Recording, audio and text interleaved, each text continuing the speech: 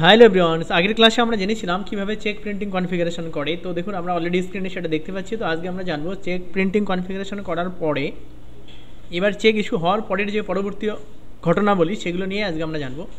তো দেখে নেওয়া যাক, আমরা অনেকগুলো পেমেন্ট অলরেডি চেকে করে দিয়েছি এবং চেকে পেমেন্ট করার পরে এবার আমাদেরকে চেক রেজিস্টার চেক করতে হবে। তো বলছে সি চেক রেজিস্টার, কীভাবে চেক রেজিস্টার বুক দেখতে হয়, অ্যাভেলেবেল চেক কতগুলো আছে, ক্যান্সেল চেক কতগুলো করেছি সেগুলো, এবং আদার্স যে ফিচার, যেমন ধরুন check printing format, simple format হতে পারে, ঠিক আছে, প্লেন পেপার হতে পারে, এবার প্রিন্টার সিলেকশন আছে।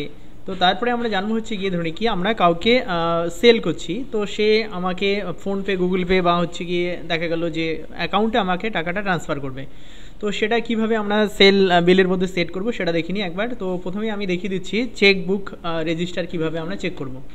তো এই কোম্পানিতেই আমরা একটু আগে চেকবুকটাকে সেট করেছিলাম। তো আমি এবার চেকবুক রেজিস্টার দেখাবো। তো এর জন্য আমাকে যেতে হবে, দেখুন গেট অ্যাপ ট্যালি, সেখান থেকে আমরা যাব হচ্ছে গিয়ে ব্যাঙ্কিং।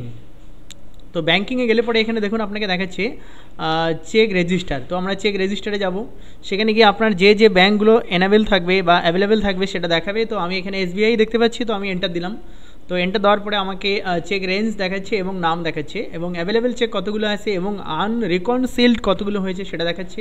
এবং এন্টার দেওয়ার সাথে দেখুন আমাকে এখানে একটা জিনিস দেখাচ্ছে যে আমরা চেক 25, 26, 28 অলরেডি ইউজ করেছি এবং আমার এখানে অ্যাভেলেবেল দেখাচ্ছে দেখুন 27 ইস্যু হয়নি।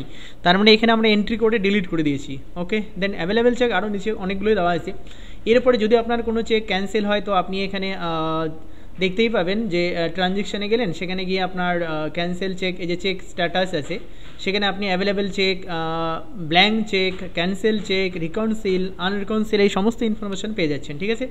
তো ফাইনালি এবার আমি যেটা দেখাবো যে ধরুন কি আমি একটা সেল বিল করেছি, তো সেই সেল বিলে আমার কাস্টমার আমাকে ব্যাংকের অ্যাকাউন্টে টাকা ট্রান্সফার করবে। তো দেখিনি আমি অলরেডি সেলে আছি। তো পেজ আপ প্রেস করি, পেজ আপ প্রেস করার পরে দেখুন আমরা এই যে একটা সেল বিল দেখতে পাচ্ছি। তো আমি এটাকে একবার প্রিন্ট করে দেখাই। তো বেশ কন্ট্রোল পি প্রেস করবো, দেন প্রিভিউয়ের জন্য আই দেবো। এবার বড় করে দেখার জন্য অল্ট জেড করবো ফর জুম। এইবার দেখিনি নিচের দিকে দেখুন, আপনি লক্ষ্য করুন এখানে আপনার দেখাচ্ছে কোম্পানিজ ব্যাঙ্ক ডিটেলস, যেখানে account holder name, bank name, account number and branch IFSC code, এই সমস্ত কিছু, ঠিক আছে। তো এটা কীভাবে প্রিন্ট করতে হয় সেটা আমরা এখন জানবো। তো দেখিনি কি এর জন্য আমরা প্রথমে সেল বিল এন্ট্রিটা করে নেব।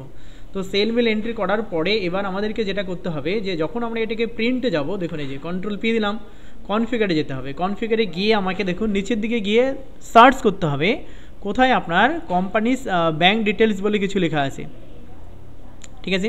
তো আমরা এখানে দেখব কোথায় ব্যাঙ্ক ডিটেলস বলে কিছু লেখা আছে, সেইগুলোই খুঁজবো।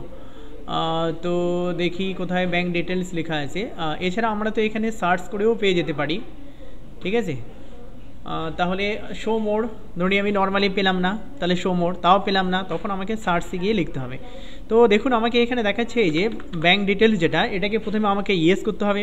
তারপরে ব্যাঙ্ক নেম আমরা সেট করে দেবো। ব্যাঙ্ক নেম সেট করার পরে অ্যাকাউন্ট হোল্ডারও সেট করে দিতে পারি। তো দেখুন এখানে এন্টার দেবো, আর এটা নো দেখাচ্ছে, তো আমরা এটাকে এন্টার দিয়ে ইয়েস করবো। ইয়েস করলে পরে এবার আপনি আপনার ব্যাঙ্ক নেম এখানে দেখতে পাবেন, এই ব্যাঙ্কের নামটা সিলেক্ট করে দেবেন। তারপরে আপনি আর যেটা চান কি শো অ্যাকাউন্ট হোল্ডার নেম, সেটাও আপনি দিয়ে দেবেন, অ্যাকসেপ্ট করে দেবেন। অ্যাকসেপ্ট করার পরে একবার প্রিভিউ করে দেবেন, ঠিক আছে। তো প্রিভিউ করলে দেখুন সুন্দর করে আপনার যেমন সেল বিলটা দেখাচ্ছে, এটা জিএসটি বিল হতে পারে।